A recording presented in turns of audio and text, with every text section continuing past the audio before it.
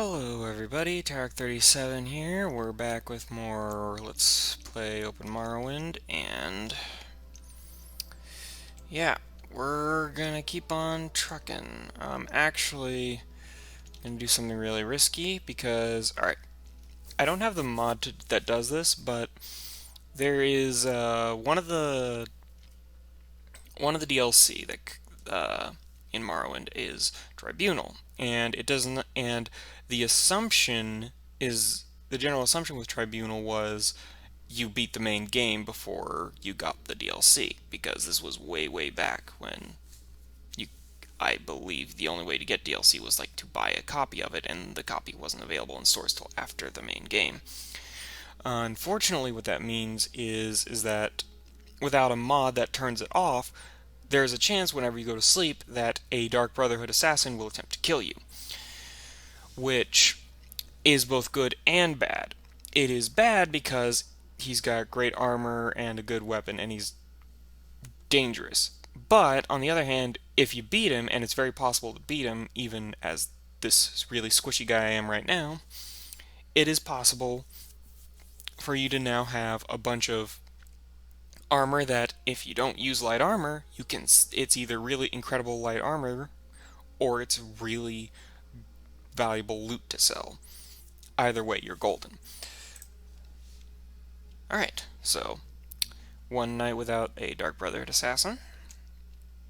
Which it doesn't even make sense that there are Dark Brotherhood assassins attacking you, because the main story of the game hasn't finished yet, so you aren't or like you don't. I guess technically you wouldn't even have to finish the main game, the main story, for like Dark Brotherhood assassins to start attacking you, because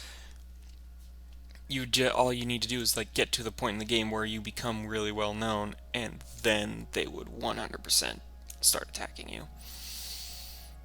All right. Well, hold on. Let's take a look at my stats, which probably haven't improved too much over the time. Yeah, I haven't really practiced Mercantile because you have to actually haggle. Let's see, by blunt weapon, yeah. Unarmored actually is going up pretty fast. I guess what I'll do is I'll start using Firebite some more. Alright, let's see. Any enemies here?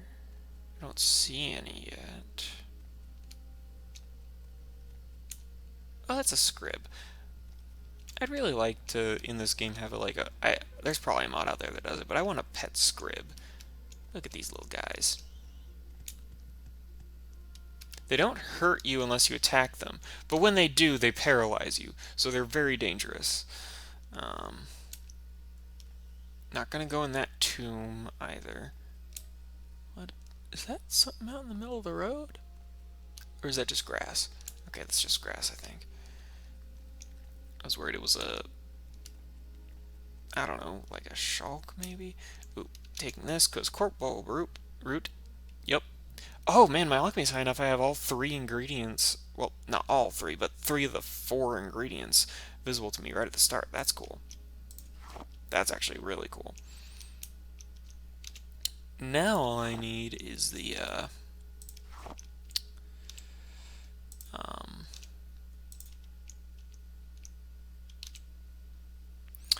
is a nice set of alchemy equipment, and I can start making some decent potions.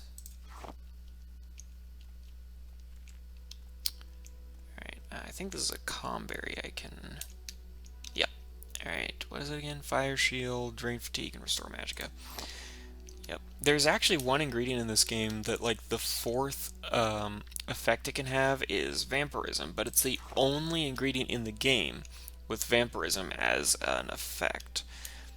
It's vampire dust.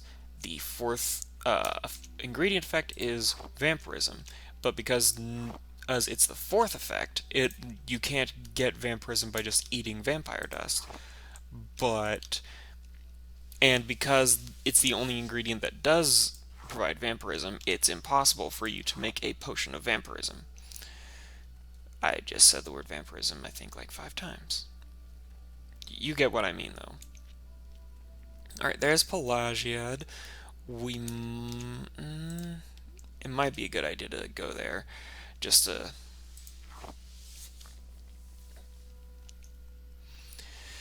sell off some stuff, get some cool, well, don't really get any cool equipment, but you know, get a something.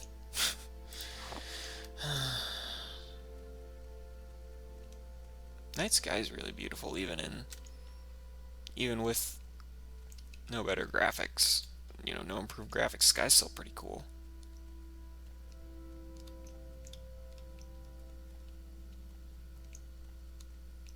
Hello, person.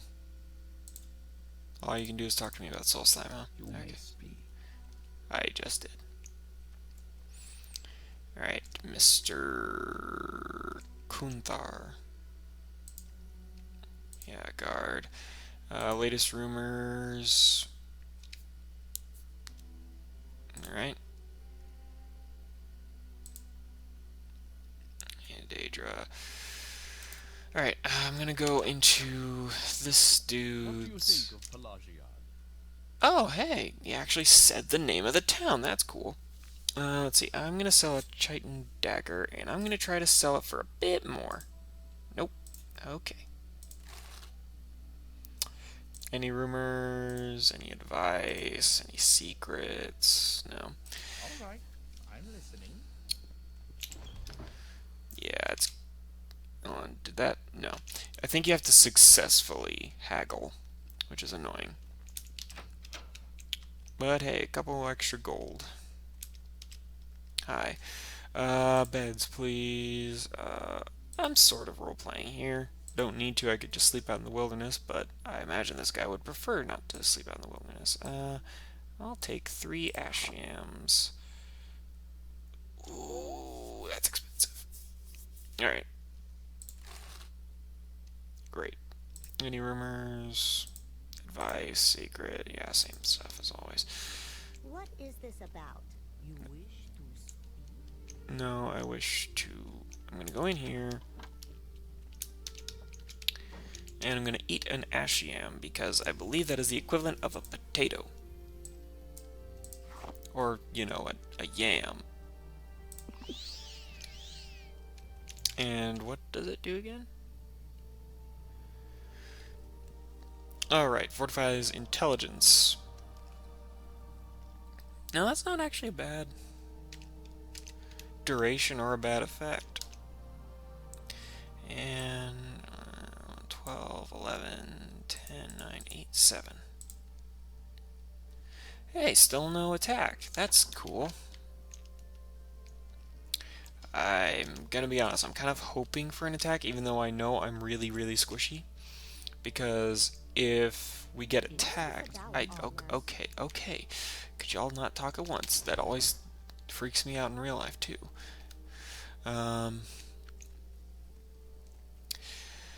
Yeah. I kept kind of hoping. I've been hoping for an attack to happen because, again, it's a huge amount of money, which is going to be helpful for buying spells, buying equipment, getting some training, which is really important because it's a much faster way of leveling up than in terms of like real life time. In game time, it's roughly the same amount, I imagine. Actually, it's probably still faster because, you know, there's travel time and it's just easier, just more expensive.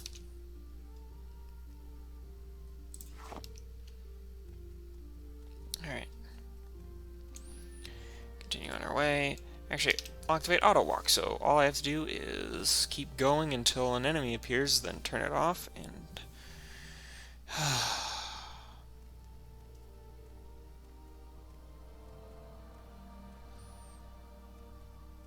The music in Morrowind's really, really relaxing.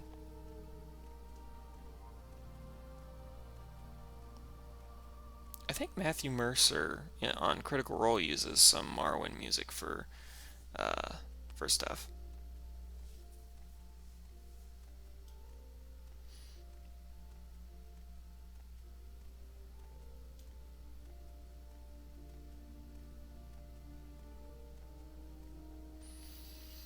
Also not going to go into that cave because that leads to death. I know because I've tried that cave before too, and there's a guy in there with a warhammer and he will kill me in one hit. Guaranteed.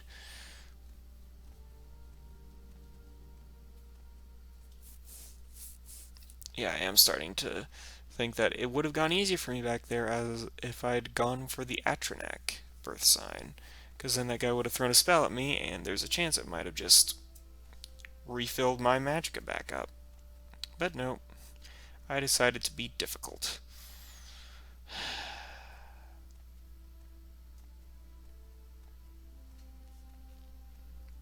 Alright.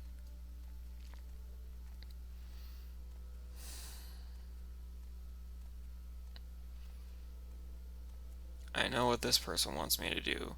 Okay, I'm supposed to go back to Pelagiad, talk to a thief, then come back to her, then go back to him, then go back to her, and it's... I was really long ways away from you when you decided to talk to me, so that startled me. But yeah, it's basically, there's no danger in the quest. You're just constantly going back and forth between her and the thief who stole from her. And I think you can get, like, gems from it. Or, yeah, something like that. Alright, we're almost to Balmora, I believe. No, that's another cave.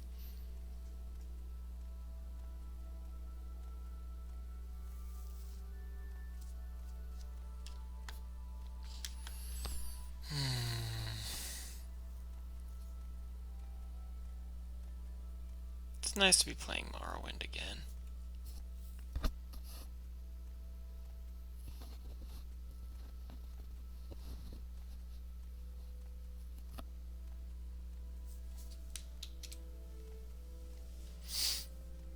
A little bit of third person.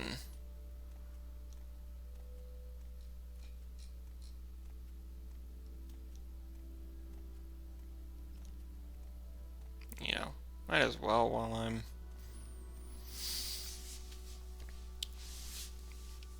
just walking forward. Need to get some better clothes.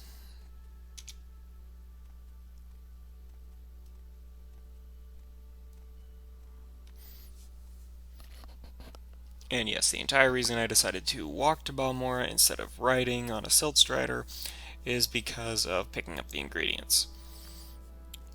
Because, like, once you know what you're doing in Morrowind, you can, like, quickly run through a bunch of quests really quick, get some good equipment. There's a cave I could have gone to north of the starting town that only has, I think, like a couple of ancestral ghosts in it. And at the end of it, you can get a ring called Mentor's Ring, which boosts your willpower and intelligence. And you can learn about it from a random battle mage in the tavern. He doesn't tell you where it is, he just says that someone lost the ring in a cave off of the Bitter Coast, which is where Satanin is. So it's like he tells you there's this treasure that someone lost in a tomb off the Bitter Coast, and when you first travel out of Satanin, you'll probably see the map pop up saying you are entering the Bitter Coast region. And so that'll be your first sign that, hey, maybe you should start looking around to see if you can find that tomb. And along the way, you will find Theall, the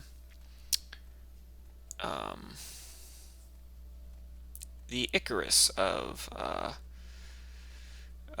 Elder Scrolls. Oh, hey, a rat. I can practice on the rat.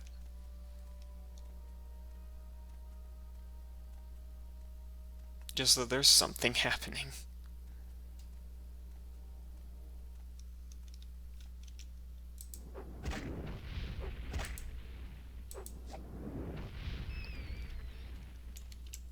Alright. That went well. And I will really quick do Hearth Heal. Alright. Yeah, at the bottom left of the screen, you can see my health, my magic, and my stamina or fatigue. You can also see my silver staff. The red bar at the bottom of the equipment shows its condition. Before Skyrim, I believe like pretty much all armor and weapons had a condition, and if you weren't careful, you could break your weapons and armor.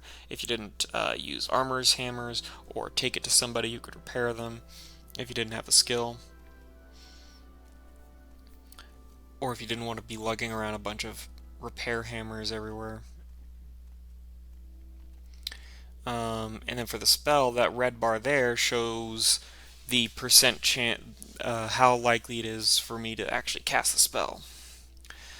So you can see it's mostly red, but there's a little bit, the bar is mostly filled up, but some of it's not filled in. And what that means is that there is a slight chance that when I cast Heal, it will just fail. And if you go into your magic screen, it'll give you that number. It gives you the cost chance. So it takes 13 magicka to cast this, and there's an 88% chance that it'll succeed. Summon Ancestral Ghost, there's a 91% chance it'll succeed, and there's only a 68% chance that Water Walking will succeed. But Bound Dagger and Firebite, they will always succeed. At least for me. And others of my level. Okay. Which reminds me, I probably should also be practicing Alteration. So that's actually something really cool. I can be practicing this, and I believe as long as I succeed, it doesn't matter if I'm actually using the water walking. My alteration should have gone up. It did by 5. So if I just keep casting it,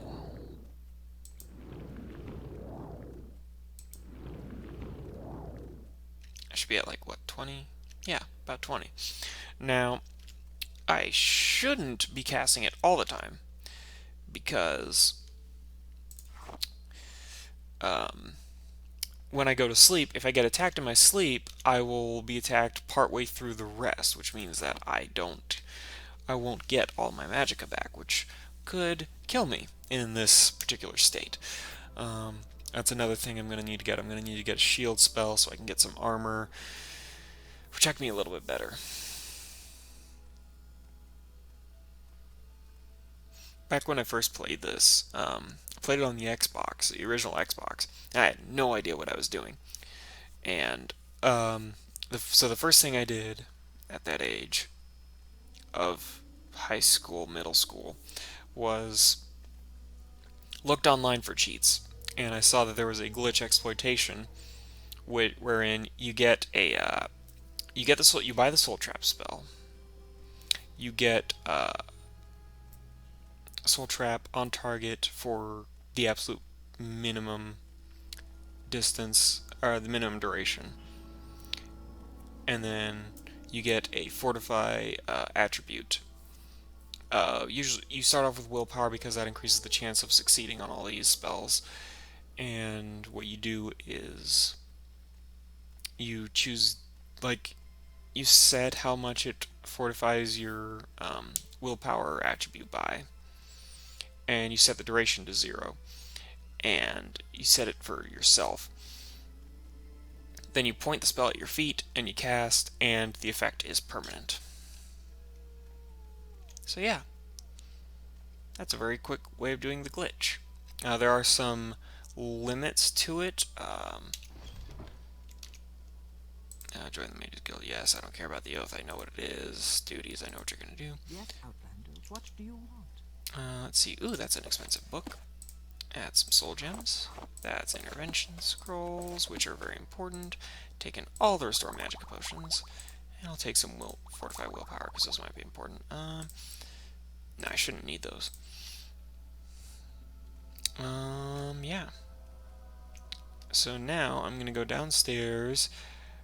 Gonna quickly go through the first 3, I believe, quests, and for Ajira. Hail. Hail. And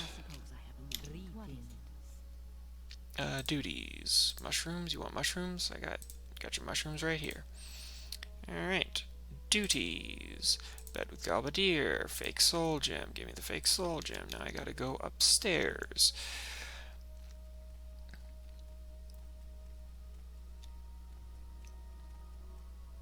Yeah, I think like if I remember correctly, this whole bet is like, hey, I want to get to Journeyman before that guy, and it's like, okay.